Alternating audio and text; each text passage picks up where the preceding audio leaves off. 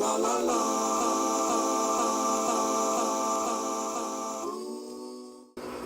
shrimp people, what's up? Today's video is all about shrimp tank vacation tips. Summer has unfortunately come to an end and people have been camping and going to cottage and, enjoying their summer. And with that, they're away from the house, right? They're away from their shrimp tanks. And also, with winter approaching, people like to get out of the cold and go on vacation. Some are hot and sunny. So I thought, what a better time to talk about tips to help prepare your shrimp for your vacation so that when you come back, everything is a-okay. Tip number 1, water change. We want to do your water change, your regular amount. Let's just say you do 15% every week. You want to do it right before your vacation, 15%. You don't want to do a giant water change. You don't want to do something radically different from what you normally do. So do your regular water change like a day before you leave. This will ensure that you don't miss your regular water change during your vacation. Number 2, make sure your water level is high. So after you've done your water change, make sure your water level is pretty high, because during your trip, the evaporation will occur. You'll come back to quite a lot of water gone, depending on how long you're gone. And another way to minimize evaporation is by using a lid.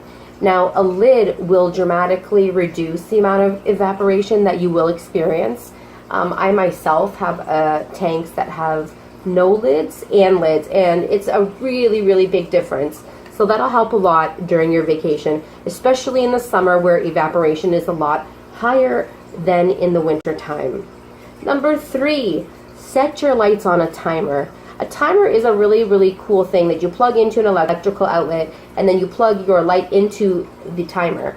You set the timer for how many hours a day you want it on and how many hours a day you want it off, and it just keeps going and going, and usually most of them can run for as long as 2 weeks. Some of them, I think, just keep going and going. I have one that I never have to reset.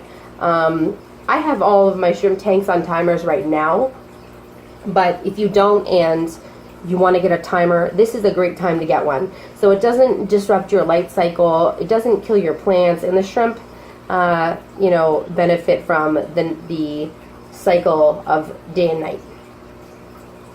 Number 4, floating plants.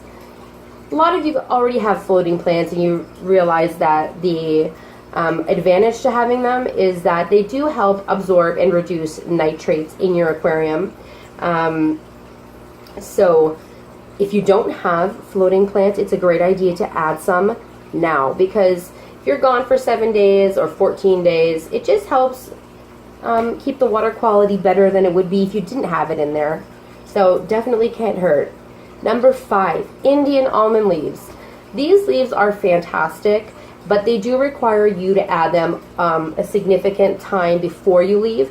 If you add an Indian almond leaf a day before you leave, the shrimp won't really be able to benefit from biofilm and the beneficial properties for quite some time, because the Indian almond leaf actually becomes beneficial and actually produces biofilm and higher levels of biofilm as it's soft, as it breaks down.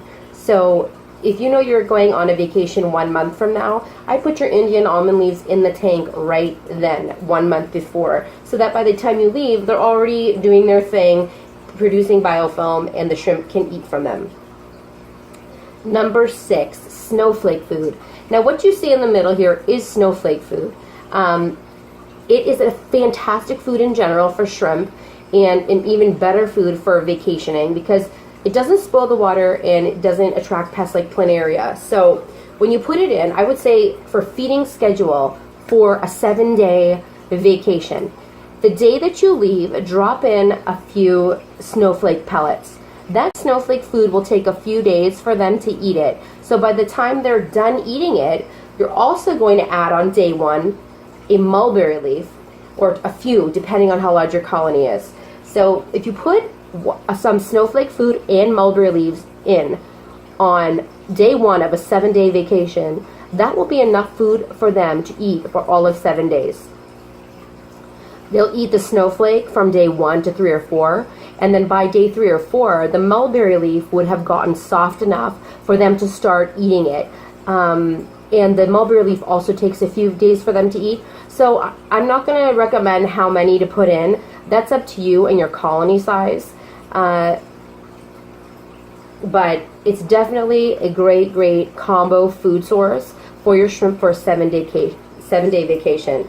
Number 7, and the last one, is if you're going on vacation for more than 7 days, have someone stop in for you to replenish your snowflake and mulberry. So just leave maybe a tiny little bag beside your shrimp tank with the exact number of snowflake and the exact number of mulberry that you want them to drop in that exact tank. That will last another 7 days.